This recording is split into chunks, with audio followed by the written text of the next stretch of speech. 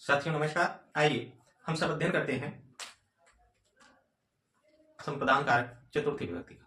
किसका? संप्रदान कारक चतुर्थी विभक्ति में हम आज अध्ययन करेंगे कि संप्रदान कारक किन किन स्थितियों में होगा, किन किन स्थितियों में चतुर्थी विभक्ति का प्रयोग होता है, कौन कौन से सूत्र हैं जो चतुर्थी विभक्ति का विधान करते हैं या संप्रदान कारक का योग करते हैं। ठीक, देखिए चतुर्थी विभक्ति संप्रदान कारक, ठीक, यानी संप्रदान कारक में चतुर्थी विभक्ति होती है, ये आप यहीं से जानिए। ठीक, संप्रदान है क्या? संप्रदान सम्यक प्रदीयते अस्मै तत् संप्रदानम, यानी सम्यक यानी पूरी तरीके से, ठीक, पूरी तरह अगर कोई चीज किसी को दे दी जाए तो उसमें संप्रदान कारक होता है। किसमें? जिसको बस कोई चीज पूरी तरह से दे दी जाए। ठीक, अब देखिए जैसे कभी कभी होता है कि माँ बेटे को भी कुछ देती है या फिर राजा अपनी प्रजा को कुछ देता है, तो यह जो है या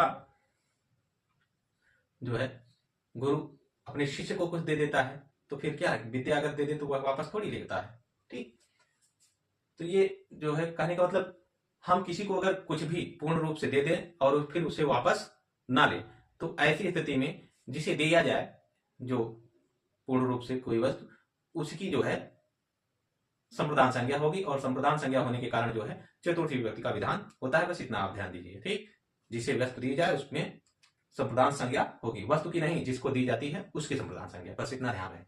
ठीक, सूत्र है कर्मणा यम विप्रैति सा संप्रदानम। संप्रदान कारक का एक सूत्र है कर्मणा यम विप्रैति सा संप्रदानम, यानी कर्मणा यानी कर्म के द्वारा, कर्मणा यम विप्रैति कर्म के द्वारा जिसको अभिप्रेत यानी जिसको अभिप्रेरित किया जाता है, तत् संप्रदानम, उसकी संप्रदानम, वह क्या है? संप्रदान है। कर्म के द्वारा जिसको प्रेरित किया जाए वह संप्रदान। अर्थात हम क्या कह सकते हैं कि कर्म, कौन सा कर्म? दान कर्म। यहां कर्म से तात्पर्य क्या है? दान कर्म से है, यानी दान कर्म के द्वारा, कर्ता के द्वारा, दान कर्म के द्वारा जिससे प्रेरित किया जाए उसकी क्या होगी? संप्रदान संज्ञा होगी, और संप्रदान संज्ञा होने के कारण उसमें जो है चतुर्थी विभक्ति होगी। ठीक, इतना क्लियर है आपको?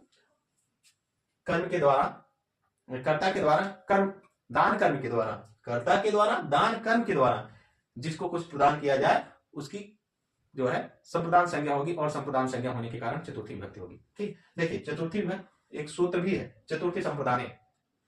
क्या है? चतुर्थी संप्रदाने, यानी संप्रदान कारक में चतुर्थी विभक्ति होती है। उदाहरण के लिए देखिए जैसे दिया हुआ है कि राजा क्या है?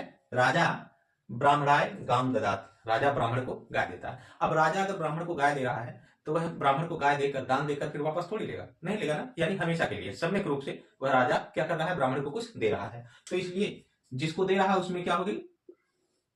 चतुर्थी विभक्ति। जिसको दिया जाए कुछ, ठीक, सम्यक रूप से, उसी में ही चतुर्थी विभक्ति होती है। ध्यान दीजिएगा, राजा ब्राह्मण को दे रहा था इसलिए ब्राह्मण में की चतुर्थी विभक्ति हुई तो ब्राह्मणाय हो गया।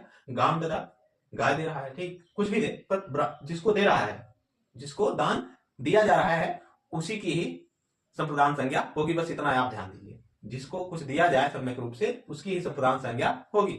ठीक, जैसे माता बालक को फल देती है तो माता बालकाय फलम ददात, माता बालकाय क्या कर रही है? बालकाय यानी बालक को। ठीक, देखिए माता क्या कर रही है? बालक को जो है कुछ दे रही है, तो यहाँ बालकाय जो है, बालकाय में जो है बालक शब्द में चतुर्थी विभक्ति और बालकाय हुआ, तो राजा माता बालकाय फलम ददात, माता बालक को फल देती है। ब्राह्मणाय भूमि ददात, ब्राह्मणाय भूमि ददात, ब्राह्मण को क्या दिया जा रहा है? भूमि दी जा रही है, तो ब्राह्मण को भूमि दान में दी जाती है, तो दान देने के बाद फिर वापस ब्राह्मण से भूमि नहीं दी जाती। ठीक, तो देखिए ब्राह्मणाय भूमि ददात में ब्राह्मण जो है, ब्राह्मण शब्द में चतुर्थी विभक्ति हुई है, किस सूत्र से? चतुर्थी संप्रदान से। ध्यान दीजिएगा, परीक्षाओं में प्रश्न पूछता है कि दे दिया उदाहरण, राजा ब्राह्मणाय गाम ददात, राजा ब्राह्मण को गाय देता है, इसमें ब्राह्मण में चतुर्थी विभक्ति हुई है। अब दे देगा किस सूत्र से? रुच्यर्थानां प्रियमाणा से, चतुर्थी संप्रदाने से, या फिर क्या है? क्रुद्ध ईर्ष्या यम प्रतिकोपा से, या फिर अन्य सूत्र जैसे स्प्रेषिता, क्या है? स्प्रेरिता हुआ, ठीक, या नमः स्वास्थ्य स्वाहा स्वधा अलम भूषण योगास चतुर्थी हुआ, इत्यादि सूत्र है ना, बहुत सारे सूत्र चतुर्थी विभक्ति के, ठीक, संप्रदान कारक के। तो आप ध्यान रखिएगा कि राजा ब्राह्मणाय गाम ददात, ये जो उदाहरण है वह किसका है? इसका है चतुर्थी संप्रदाने का। ठीक, यहाँ आप जो है परीक्षा में कैसे प्रश्न पूछे जाते हैं ये भी ध्यान दीजिए। ठीक, पढ़ना तो है ही, पढ़ने के साथ साथ प्रश्न पूछा किस तरीके से, वर्तमान परिदृश्य में पूछा कैसे जा रहा है प्रश्न। जैसे बीपीएससी वगैरह में जो बिहार शिक्षक भर्तियां हैं आ रही हैं बिहार से शिक्षक की, सब में ऐसे ही प्रश्न पूछा जा रहा है कि उदाहरण दे दिया जा रहा है और पूछ लिया जा रहा है कि किस सूत्र के प्रयोग से यह सिद्ध हो रहा है। ठीक, तो आप सूत्र भी जानिए और सूत्र का प्रमुख उदाहरण भी जानिए। ठीक, देखिए अगला सूत्र है रुचि अर्थानाम प्रियमाणा। रुचि अर्थानाम प्रियमाणा यह सूत्र है। ठीक, तो रुचि अर्थानाम प्रियमाणा सूत्र क्या करता है, रुचि और रुचि मतलब क्या होता है, रुचि का मतलब क्या होता है भी, रुचि किसी को कोई चीज रुचिकर लगती है, यानी वह चीज उसे पसंद है, वह चीज उसे क्या है अच्छी लगती है। ठीक, तो रुचि का अर्थ यहाँ क्या है, पसंद या अच्छे लगने से। ठीक, तो रुचि और अर्थानाम यानी रुचि और उसके समान अर्थ वाले, यानी रुचि शब्द और उसके समान अर्थ वाले जो प्रियमाण है। ठीक, यानी रुचि और पसंद शब्द जो है इनके अर्थ वाले जो अन्य शब्द हैं उनकी भी क्या होगी, संप्रदान संज्ञा होगी और उनमें चतुर्थी विभक्ति का विधान होगा। जैसे देखिए हरे रोचतम भक्ति, हरे रोचतम भक्ति, हरि को क्या है भक्ति पसंद है, हरि को भक्ति पसंद है। तो हरि जो है, हरि क्या है, रोज रोजते ये क्रिया है। ठीक, पसंद क्या है भक्ति है, तो क्या पसंद है भक्त, और किसे पसंद है। ठीक, ध्यान दीजिएगा, जिसे, अब जैसे यहां था राजा ब्राह्मणाय गादगान, राजा ब्राह्मण को गा देता, तो राजा किसे गा देता, तो ब्राह्मण को, जिसे दिया जाए या जिसे किसे जहां आए उसमें ही क्या होगा, यह साधारण पहचान है। जैसे यहाँ किसे दिया जा रहा है, ब्राह्मण को। अब यहाँ भक्ति किसे पसंद है, हरि को, तो हरि को अगर भक्ति पसंद है तो हरि शब्द का जो है चतुर्थी हो जाएगा हरे, क्या हो जाएगा हरे, इसलिए यहाँ जो है हरे रोचतम भक्ति है। ठीक, दूसरा देखिए उदाहरण, मह्यम मोदकम रोचते, मुझे क्या है लड्डू पसंद है, मोदकम यानी लड्डू, रोचते मुझे लड्डू पसंद है। अब लड्डू किसे पसंद है, मुझे, तो मुझे का क्या हो जाएगा मह्यम। ठीक, इसको ध्यान दीजिएगा, मह्यम और यहाँ मह्यम फिर है, अभी आपको बताएंगे दोनों मंत्र क्या है। ठीक, देखिए सुरेशाय दुग्धम रोचते, सुरेश को क्या है दूध पसंद है, सुरेश को दूध पसंद है, इसलिए रुच क्रिया है के योग में जो करता है उसमें क्या हो जाएगा चतुर्थी हो जाएगी, तो सुरेशाय हो गया। ठीक, सुरेशाय दुग्धम रोचते। अब देखिए यहाँ मह्यम ओदनम रोचते, मुझे क्या है चावल पसंद है, यानी भात, ओदनम यानी भात या चावल। ठीक, इसे कहते हैं, मुझे क्या है भात पसंद है, तो यहाँ या चावल पसंद है, तो भात किसे पसंद है, मुझे। ठीक, अब आप देख रहे होंगे मह्यम यहाँ भी है, मह्यम यहाँ भी है, पर यहाँ जो है अनुस्वार लग गया है और यहाँ हलंत लगा है। आपने एक सूत्र पढ़े होंगे, ठीक पढ़ा होगा। देखिए जो मुंह अनुस्वार नाम का एक सूत्र था, हम संधि जब पढ़ा रहे थे तो आपको बताए थे, मुंह अनुस्वार सूत्र करता क्या था कि अगर जो है अंतिम माह है, पद के अंतिम का माह है और उसके बाद कोई व्यंजन वर्ण है, उसके बाद कोई व्यंजन वर्ण आ रहा है, तो वह जो है माँ को जो है अनुस्वार हो जाता है। और अगर कोई स्वर वर्ण आ रहा है, ठीक, तो वह क्या होगा माँ को जो है माँ ही रहेगा, हलंत ही रहता है। तो यहाँ माँ है और यहाँ अनुस्वार हुआ है, यही कारण है। ठीक, देखिए इसके बाद इसको आप समझ गए। तो चौथा जो सूत्र है वह क्रुद्ध द्रुह ईर्ष्या नाम, क्रुद्ध द्रुह ईर्ष्या असूया अर्थानाम यम प्रति कोप है, ऐसा सूत्र है। पहले आप इसे नोट कर लीजिए, फिर आपको हम बता रहे हैं। ठीक, अगला देखिए, अगला जो सूत्र है वह क्या है, क्रुद्ध द्रुह ईर्ष्या असूय अर्थानाम यम प्रति कोप। क्रुद्ध यानी क्रोध करना, द्रोह यानी द्रोह करना, ईर्ष यानी ईर्ष्या करना, असूय यानी जिसे हम कहते हैं क्या करना, जलन करना।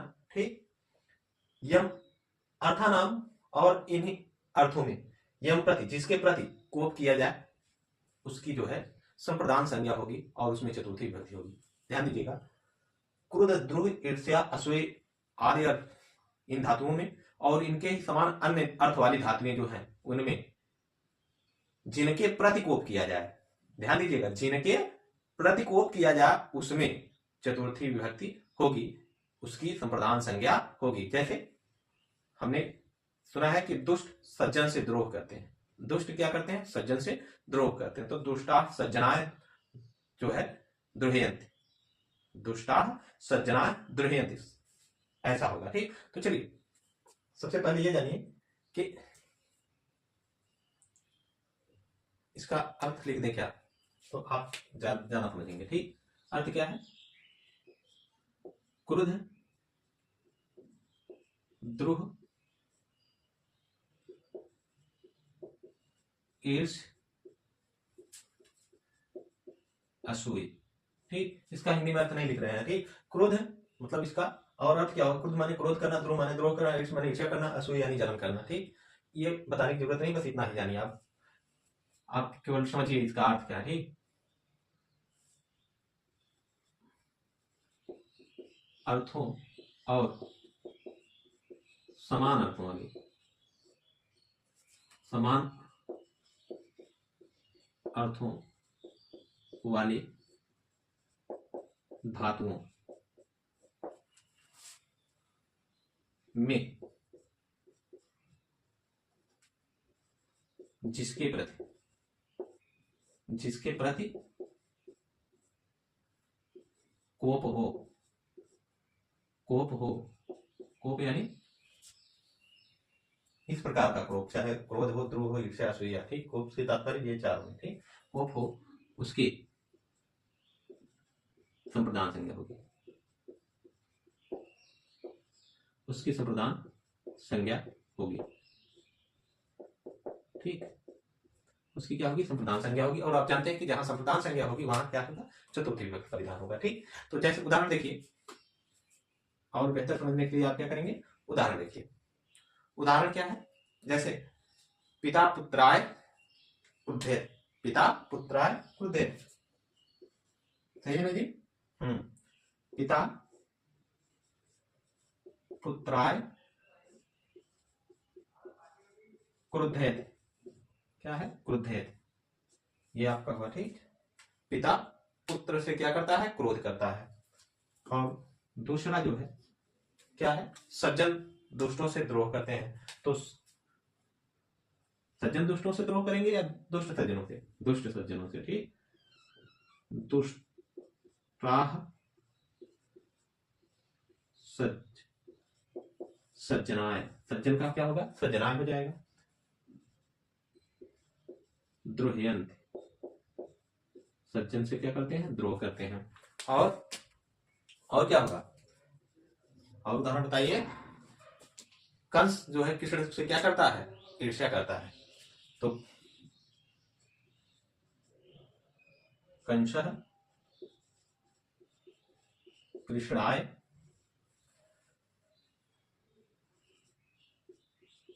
ईर्ष्यति, क्या है? कंसः कृष्णाय ईर्ष्यति।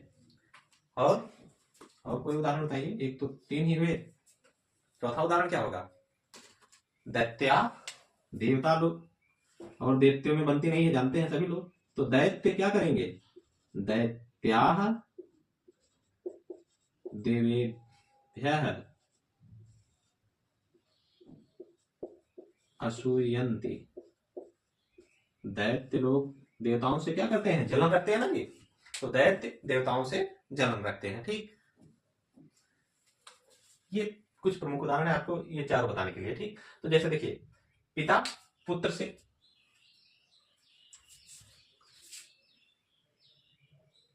देखिए अगला सूत्र जो है वह क्या है?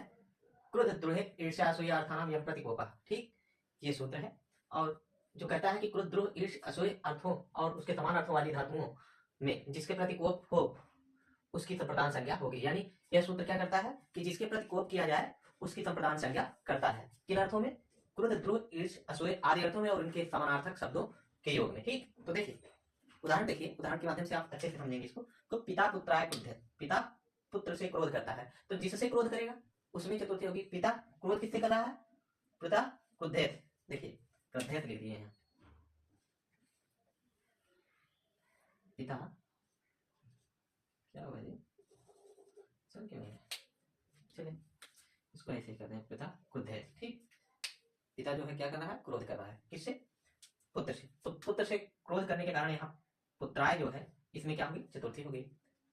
क्यों पुत्राय में चतुर्थी होने का कारण क्या है कि सूत्र कहता है कि क्रोध द्रोह ईर्ष्या असूय अर्थानाम यम प्रतिकोप, यानी क्रोध द्रोह ईर्ष्या असूय अर्थों और इनके समान अर्थों वाली धातुओं के योग में जो है जिसके प्रति किया जाए उसकी संप्रदान संज्ञा होगी। तो जिसके प्रति हो रहा है वह कौन है, पिता किससे क्रोधित है, पुत्र से। तो पिता के क्रोध का भाजन पुत्र होने के कारण जो है पुत्र में जो है चतुर्थी हुई। ठीक, तो पिता पुत्राय क्रोधित हो गया। ठीक, दुष्टाः सज्जनाय द्रोहयन्ति, दुष्ट लोग सज्जनों से क्या करते हैं, द्रोह करते हैं। द्रोह करने का मतलब क्या होता है, द्रोह करने का मतलब होता है द्रोह करना, तो अच्छा नहीं लगना। ठीक, अकारण वैर लेना, द्रोह करना। ठीक, तो दुष्ट लोग सज्जनों से अकारण वैर करते हैं। तो यहाँ दुष्टाः सज्जनाय, सज्जनाय में चतुर्थी हो गई। क्यों, क्योंकि दुष्ट जो है द्रोह किससे कर रहे हैं, द्रोह की क्रिया जो हो रही है वह सज्जनों से हो रही है, इसलिए जिसके प्रति कोप किया जा रहा है वह सज्जन है। तो सज्जन शब्द में चतुर्थी विभक्ति लग गई तो अब उसकी प्रधान संज्ञा होगा, तो सज्जनाय हो गया। ठीक, देखिए कंस किसड़ाय ईर्ष्या, कंस जो है किसड़े से ईर्ष्या करता है। ईर्ष्या करने का मतलब क्या होता है, जलन करना। ठीक, ईर्ष्या करने का तात्पर्य क्या है भाई, ईर्ष्या करने का मतलब ईर्ष्या करना। ठीक, या जलन रखना। तो कंस किसड़ाय ईर्ष्या, तो कंस कैसे ईर्ष्या करता है, ईर्ष्या करने का काम कृष्ण से जो है कंस करता है, इसलिए यहाँ किसड़ाय में चतुर्थी हो गई। ठीक, कृष्ण की चतुर्थी हो गई तो किसड़ाय हो गया कृष्ण से। ठीक, दैत्या देवेभ्यः असूयन्ति, दैत्य देवताओं से क्या करते हैं, असूयन्ति जलन रखते हैं। ठीक, तो दैत्य देवेभ्यः असूयन्ति, दैत्य जिससे जलन रखते हैं वह कौन है, देवता है। तो देवता शब्द में जो है चतुर्थी विभक्ति हो जाएगी, तो यहाँ हो जाएगा देवेभ्यः। समझ में आया, पुत्राय किसड़ाय सज्जनाय और देवेभ्यः इनमें चतुर्थी विभक्ति होने का एक मात्र कारण जो है वह क्या है, पित्राय में जो है ये सभी क्या है, कोप के भाजन है, यानी इनके प्रति कोप किया जा रहा है। इन शब्दों में जिनके प्रति कोप किया जा रहा है वो शब्द जो है हाईलाइट कर दिए गए हैं, और इस कारण से ही यह इन जो शब्द हैं, चाहे वो पुत्राय हो, किसड़ाय हो, सज्जना हो या देवेद्य हो, क्योंकि इनके प्रति कोप किया जा रहा है, इस कारण से इनमें चतुर्थी विभक्ति हुई है। ठीक, और पांचवा जो है आपका, ये चौथा सूत्र रहा इसका। ठीक, तो पांचवा सूत्र रहेगा आपका स्प्रेह रिप्सितः। क्या है पांचवा सूत्र जो है वह है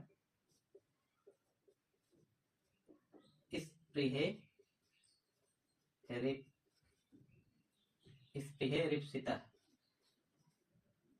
देखिए क्या है, अगला है स्प्रेह रिप्सितः, रिप्सितः होगा कि हाँ रिप्सितः। ठीक, देखिए स्प्रेह रिप्सितः ये सूत्र है। ठीक, ये सूत्र क्या करता है, अगर आप देखिए इन सभी सूत्रों का जो है अष्टाध्यायी से लिए गए सूत्र हैं, अगर इनके बारे में जानना हो तो जैसे ये है यम प्रतिकोपा वाला जो सूत्र है वह है 1-4-37, यानी अष्टाध्याय के प्रथम अध्याय के चतुर्थ पाद का 37वां नंबर का सूत्र है। ठीक, अगर खोजेंगे तो अष्टाध्याय मिलेगा। वैसे ही ये स्प्रेह रिप्सितः यह क्या है 1-4-36, यानी अष्टाध्याय के प्रथम अध्याय के चतुर्थ पाद का 36वां नंबर का सूत्र है। ठीक, वैसे पढ़ना चाहिए था इसको पहले, फिर उसको पढ़ते, पर आगे पीछे होगा कोई बात नहीं। ठीक, देखिए जहां तक अष्टाध्याय की बात है यहाँ तक प्रश्न पूछे जाते हैं, हमने आपको पूर्व में अवगत कराएं, फिर से आप जान लीजिए। अष्टाध्याय में कुल 8 अध्याय हैं, 4 पाद हैं, और प्रत्येक पाद में जो है देखिए 8 अध्याय हैं, 8 अध्यायों में 4 पाद है। ठीक, एक प्रत्येक अध्याय में, तो कुल मिलाकर 8 और गुणे 4 अगर करेंगे 8 चौक कितना होगा 32, 8 गुणे 4 करने पर कितना होगा 32, यानी कुछ कुल मिलाकर 32 पाद हैं। ठीक, एक अध्याय में 4 पाद, तो 8 अध्याय में कितने हो जाएंगे 32 ना, तो इतना जानते रहिए। देखिए स्प्रेह रिप्सितः क्या कहता है, स्प्रिंग मीन्स चाहना होता है। क्या होता है, चाहना। स्प्रिंग मीन्स चाहना होता है, और चाहना कैसा कि जिस वस्तु की चाह की जाए या किसी व्यक्ति की चाह की जाए, इच्छा की जाए, अभिप्सा की जाए, तो जिसकी चाह की जाएगी उसमें क्या होगा, संप्रदान संज्ञा उसकी हो जाएगी, और उसमें चतुर्थी विभक्ति का विधान होगा।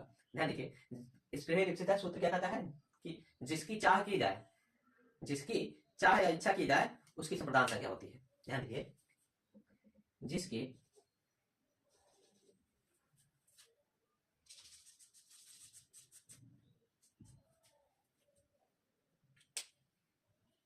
एक मिनट थोड़ा सा एक प्रॉब्लम लग रहा है इसमें। देखिए जिसकी चाह या इच्छा की जाए उसकी संप्रदान संज्ञा होती है, संप्रदान संज्ञा होती है। ठीक, ध्यान दीजिएगा, जिसकी चाह की जाए या इच्छा की जाए उसमें क्या होगा, संप्रदान संज्ञा यह सूत्र ही कहता है, जिसकी इच्छा करेंगे हम या जिसकी इच्छा करेंगे उसकी संप्रदान संज्ञा होगी, और संप्रदान संज्ञा होने के कारण यह क्या होगा, चतुर्थी विभक्ति होगा। ठीक, तो ध्यान से देखिएगा। जैसे उदाहरण देखिए, अगर हम उदाहरण लिखें, पहला उदाहरण देखिए क्या है, सा पुरुषेभ्यः, सा पुरुषेभ्यः, सा पुरुषेभ्यः, वह क्या है, पुरुषेभ्यः स्त्रीः, स्त्रीः यति, क्या होगा, सा पुरुषेभ्यः स्त्रीः। देखिए वह पुरुष की चाह रखती है, सा पुरुषेभ्यः स्त्रीः यानी वह पुरुष की चाह रखती है। ठीक, कौन, वह का मतलब, वह का मतलब सा स्त्रीः, वह चाह रखती है किसकी, जिसकी चाह रखेगी उसमें जो है चतुर्थी विभक्ति होगी। स्वाभाविक है, हमने पढ़ा क्या कि जिसकी चाह इच्छा की जाए उसकी संप्रदान संज्ञा होगी, संप्रदान संज्ञा होने के कारण जो है चतुर्थी विभक्ति होगी। तो वह पुरुष की इच्छा कर रही है तो पुरुष में क्या हो जाएगा, चतुर्थी विभक्ति का विधान होगा, पुरुषेभ्यः हो जाएगा। ठीक, ठीक इसी प्रकार रमा पुष्पेभ्यः, अगर कहें दूसरा उदाहरण देखिए, रमा क्या होगा, रमा पुष्पेभ्यः, रमा पुष्पेभ्यः, ठीक, रमा पुष्पेभ्यः स्पृहयति,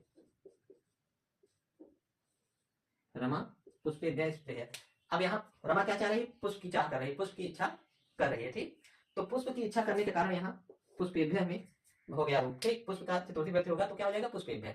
इसी प्रकार बालिका फलेभ्यः स्पृहयति, बालिका फल को चाहती है, यानी कहीं भी जहां भी स्पृहयति शब्द आए तो आप जानिए कि स्पृहयति किससे प्रभावित हो रहा है, यानी किसकी स्प्रे की जा रही है, किसकी चाह की जा रही है, जिसकी चाह की जाएगी उसमें चतुर्थी विभक्ति होगी। ठीक, उसी की संप्रदान संज्ञा होगी। तो आप जान गए अच्छे से कि सा पुरुषेभ्यः स्पृहयति, वह पुरुष की चाह रखती है, तो यहाँ पुरुष की चाह रखने के कारण पुरुषेभ्यः हो गया। यहाँ फल पुष्प की चाह रमा चाह करती है तो इसलिए पुष्प में जो है चतुर्थी विभक्ति हुई, पुष्पेभ्यः हुआ। ठीक, देखिए सबसे प्रमुख उदाहरण जो है अगला वह आप इसको पहले नोट कर लीजिए, जो बताते हैं नमः स्वास्थ्य स्वाहा स्वधा अलम वसट योगास चतुर्थी। ये जो है जो सूत्र है यहां से बहुत ज्यादा प्रश्न पूछे जाते हैं। ठीक, देखिए अगला सूत्र जो है वह है नमः स्वास्थ्य स्वाहा स्वधा अलम वसट योगास। नमः स्वास्थ्य स्वाहा स्वधा अलम वसट योगास, यानी नमः स्वास्थ्य स्वाहा स्वधा अलम और वसट के योग में जो है क्या है, चतुर्थी विभक्ति होती है। इन अर्थों में क्या होगी, चतुर्थी विभक्ति होगी। जैसे उदाहरण अगर हम कहें तो उदाहरण क्या, देखिए पहला उदाहरण अगर हम कहें कि ईश्वर को नमस्कार है, या गणेश, ईश्वर को नमस्कार है, या हम कहते हैं महेश को नमस्कार है, गणेश को नमस्कार है, तो जिसको नमस्कार करेंगे उसकी चतुर्थी विभक्ति हो जाएगी। ठीक, जैसे अगर हम कहें गणेश को नमस्कार है तो क्या हो जाएगा, तो हो जाएगा गणेशाय नमः। क्या हो जाएगा, गणेशाय नमः। ठीक, दूसरा उदाहरण देखिए, और किसको नमस्कार, शिव जी को नमस्कार मान लीजिए कर ले रहे हैं, तो क्या है, शिव को नमस्कार करेंगे हम तो शिवाय नमः हो जाएगा। ठीक, शिवाय नमः, शिवाय नमः हो जाएगा। फिर इसी तरीके से देवताओं को हम अगर कह दें कि देवताओं को नमस्कार है तो क्या कहेंगे, देवेभ्यः नमः हो जाएगा, देवेभ्यः नमः, देवेभ्यः नमः। ठीक, देखिए चौथा जो है उदाहरण आपका, अगर इसी तरीके से विष्णु को नमस्कार कहें तो क्या हो जाएगा, विष्णवे, विष्णवे, विष्णवे नमः। ठीक, ये तो नमः के उदाहरण हो गए कुछ खास खास। ठीक, फिर स्वास्थ्य अगर कहें तो क्या कहें, आपका कल्याण हो। अगर हम कहें कि आपका कल्याण हो तो क्या होगा, आपका कल्याण हो अगर कहें तो होगा तुभ्यम स्वास्थ्य। क्या होगा, तुभ्यम, तुभ्यम स्वास्थ्य, तुभ्यम स्वास्थ्य। ठीक, इसी तरीके से बालकों का कल्याण हो तो क्या हो जाएगा, या बालक का कल्याण हो तो बालकाय स्वास्थ्य हो जाएगा। ठीक, अब ये स्वास्थ्य का समझ लीजिए कि आपका कल्याण हो तो करिए, जिसका कल्याण हो उसको स्वास्थ्य कर दीजिए चतुर्थी लगा के। ठीक, तो तुभ्यम स्वास्थ्य हो गया। अब हम कहें कि जैसे अग्नि को कुछ अर्पित करते हैं तो देखिए स्वाहा शब्द लीजिए, छठा उदाहरण जो है वह क्या होगा, अग्नि को अगर हम कुछ दें, ठीक, तो अग्नय स्वाहा, अग्नय स्वाहा हो जाएगा। क्या हो जाएगा, अग्नि को स्वाहा। अग्नि को स्वाहा का मतलब क्या है, अग्नि को स्वाहा तो नहीं, अग्नि यानी अग्नि के लिए होगा। ठीक, कर्ता ने कर्म को कारण से अपादान को के लिए हो जाता है तो अग्नय स्वाहा यानी अग्नि के लिए। ठीक, अगर हम कहें इंद्राय स्वाहा, इसी तरीके से क्या कह दें, इंद्राय इंद्राय स्वाहा, इंद्राय स्वाहा। ठीक, 17 उदाहरण है। ठीक, इंद्राय स्वाहा। उदाहरण अधिक इसलिए बता रहे हैं ताकि आप अधिक से अधिक उदाहरण रहेंगे जो महत्वपूर्ण, उसको आप जानेंगे और उदाहरण के माध्यम से आप समझ पाएंगे। ठीक, जैसे ये स्वाहा के हो गए 2 उदाहरण। फिर अगर हम कहें कि स्वधा, तो पितरों को स्वधा की जाती है। ठीक, जैसे हम पितृ पक्ष में हम लोग क्या करते हैं, श्राद्ध करते हैं, तो पितृभ्य स्वधा क्या हो जाएगा, पितृभ्य स्वधा, पितृभ्य, पितृ शब्द का चतुर्थी होगा क्या, पितृभ्य हो जाएगा स्वधा, प्रतिभ्य स्वधा। ठीक, अब जैसे नमा हो गया, स्वास्थ्य हो गया, स्वाहा हो गया, स्वधा हो गया, अलम शब्द हुआ। तो अलम क्या है, जैसे हम कहते हैं कि दैत्यों के लिए हरि क्या है, पर्याप्त है, दैत्यों के लिए हरि पर्याप्त है। तो हम इसको अगर अनुवाद करेंगे तो क्या करेंगे, दैत्य शब्द है तो दैत्यों के लिए पर्याप्त है हरि, तो जिसके लिए पर्याप्त होंगे उसमें चतुर्थी होगी, तो क्या होगा,